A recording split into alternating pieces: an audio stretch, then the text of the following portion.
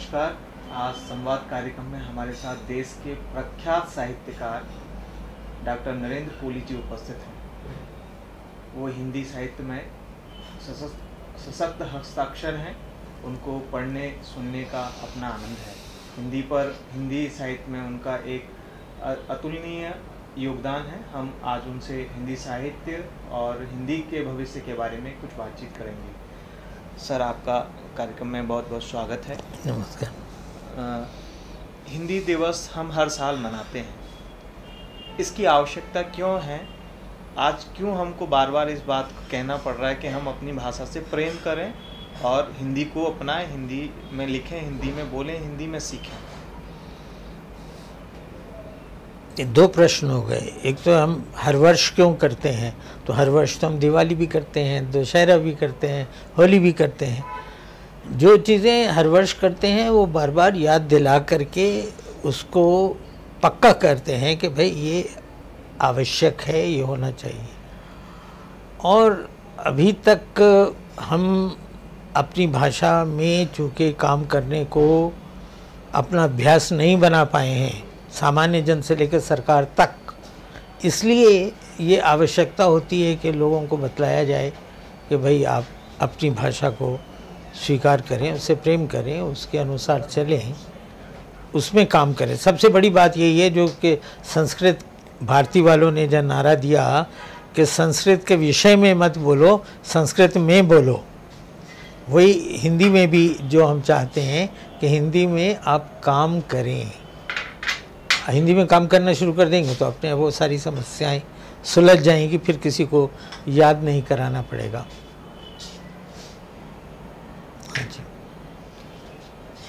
आज हिंदी की स्थिति संचार के दूसरे माध्यम आने के, तकनीक के आने के कारण से कहीं न कहीं लगता है कि हिंदी का प्रयोग और हिंदी की उपस्थिति बढ़ी है दुनिया भर में। इंटरनेट आज हिंदी में उपलब्ध है। जब आया था तो उस पर अंग्रेजी के अलावा कोई दूसरा विकल्प नहीं था। लेकिन क्या ये हिंदी की ताकत कहा जाएगा कि गूगल को या दूसरी कंपनियों को हिंदी में अपनी सेवाएं उपलब्ध करानी पड़ रही हैं और हिंदी को बढ़ावा या भारतीय भाषाओं को भी बढ़ावा देने की कोशिश? भाई उनके लिए तो सीधी सी बात है, बाजार है। जहाँ बाजार मिलेगा वहाँ उनको उसमें काम करना पड़ेगा। तो हिंदी भाषी इतने करोड़ों में हैं कि अगर उसमें काम करना है, चीन भी भारत से लड़ाई नहीं करेगा, युद्ध नहीं करेगा, क्योंकि उसको अपना बाजार चाहिए। अगर आज भारत और चीन का युद्ध हो जाए तो चीन की एक चीज़ यहाँ नहीं बिकेगी, तो उनकी अर्थव्यवस्था कहाँ जाएगी? इसलिए वो तो बाज़ार की बात है, सीधी सी बात है।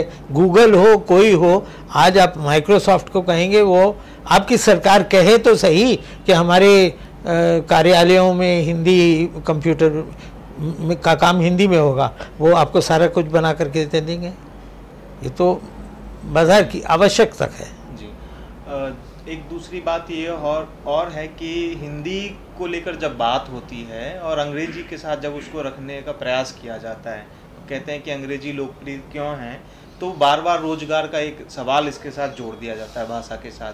क्योंकि बड़े रोजगार, अच्छा रोजगार अंग्रेजी में है, ऐसा धारणा है, ऐसा बताया जा रहा है। तो क्या हिंदी के साथ रोजगार का संकट है या ये कोरी एक धारणा है? इस पर आपका मत? देखिए, ऐसा है कि अगर संख्या की दृष्टि से देखें तो जितनी नौकरियां हिंदी में हैं उतनी और किसी भाषा में नहीं है जी। नौकरियां भी दो तरह की होती हैं, एक जो आप अपने व्यक्तित्व से प्राप्त करते हैं और एक अपने विषय जो आप पढ़ कर आए हैं उससे करते हैं।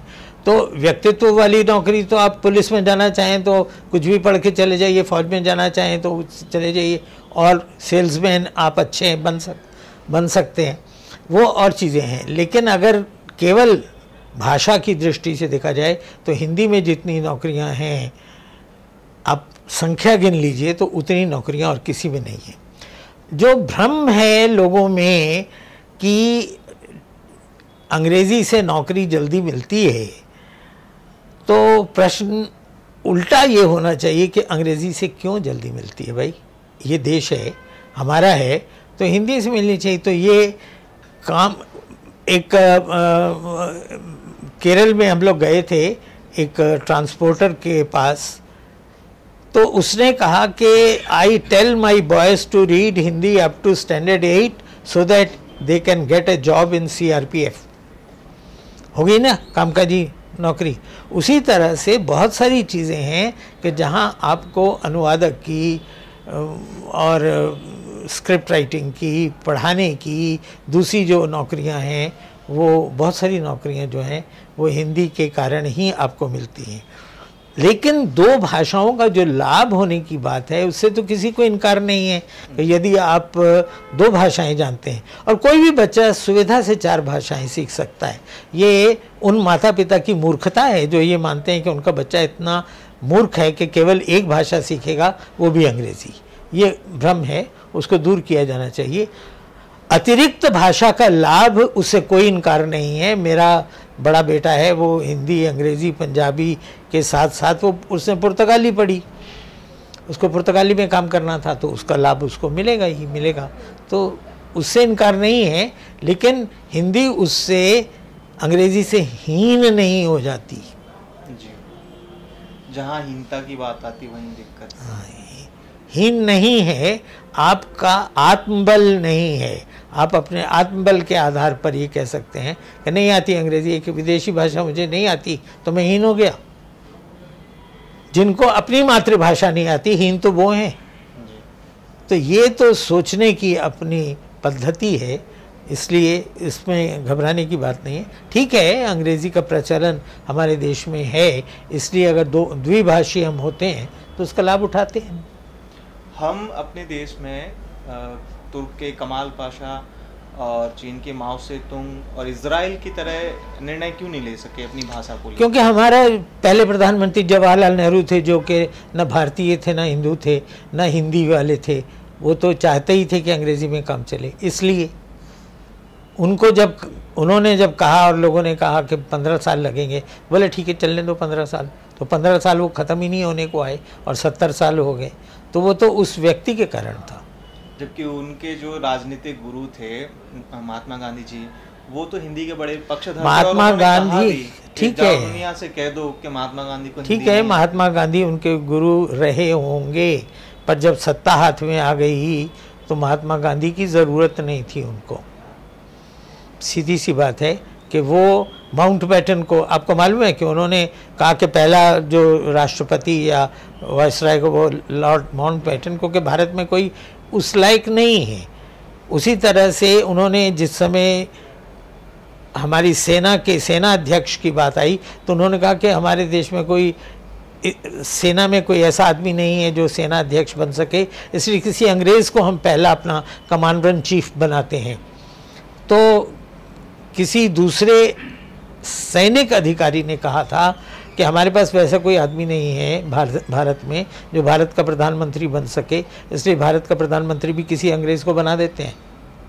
तो नेहरू जी की होश ठिकाने आई और उन्होंने करियप्पा को कमांडर इन चीफ बनाया। जिस तरह से कुछ बौद्धिक वर्ग जिस तरह से कुछ विषयों पर रिएक्ट कर रहा है, प्रतिक्रिया दे रहा है, जैसे अभी हाल ही में गौरी लंकेश का प्रकरण आया, गौरी लंकेश के लेखन को लेकर और उनकी हत्या को लेकर जिस तरह से एक बौद्धिक वर्ग ने प्रतिक्रिया दी है, आप उस पूरे घटनाक्रम को किस तरह देखते हैं? हम किस तरफ जा रहे हैं? तो जिस देश का बुद्धिजीवी राक्षसों के अनुकूल हो जाए उसके विषय में क्या कहना। एक गौरी लंकेश को लेकर के उसका जो कुछ भी कृत्य है या जो कुछ उसका लेखन है, कम से कम मैं तो उसको देश हित में बिल्कुल नहीं मानता। और जो बुद्धिजीवी ऋषि न होकर राक्षस होना चाहते हैं उनको हम क्या कहें कि उनको समझाया नहीं जा सकता है। उनकी अगर मनोवृत्ति राक्षसी है तो वो राक्षसी कृत्य भी करेंगे और वही लिखेंगे। अंततः तो आर्ष ग्रंथ, ऋषि का लिखा ग्रंथ रह जाएगा, राक्षसों के लिखे हुए ग्रंथ नहीं रहेंगे। आज के युवाओं के लिए और पत्रकारिता के विद्यार्थियों के लिए कोई संदेश आप देना चाहेंगे? वैसे तो देखिए, हम जो कुछ लिखते हैं सारा संदेश ही संदेश है, उसके बाहर कुछ नहीं है। लेकिन सीधी सी बात यह है कि जो हमारे देश में जिसको कहते हैं ना कि जो दौड़ है जल्दी से जल्दी प्राप्त करने की, जिसको अंग्रेज़ी में शॉर्टकट कहते हैं, इससे कोई बात नहीं बनेगी। अगर आप थोड़ी देर के लिए कोई सफलता प्राप्त कर भी लेंगे तो अंततः वो बहुत लंबी नहीं चलेगी। तो परिश्रम और ईमानदारी ये दोनों बहुत ज़रूरी हैं। लोगों की जिस समाज में ये मान्यता हो कि ईमानदार आदमी मूर्ख होता है तो वो इसको स्वीकार नहीं करेगा, लेकिन मेरा अपना अनुभव यही है कि सीधे रास्ते ही चलना चाहिए।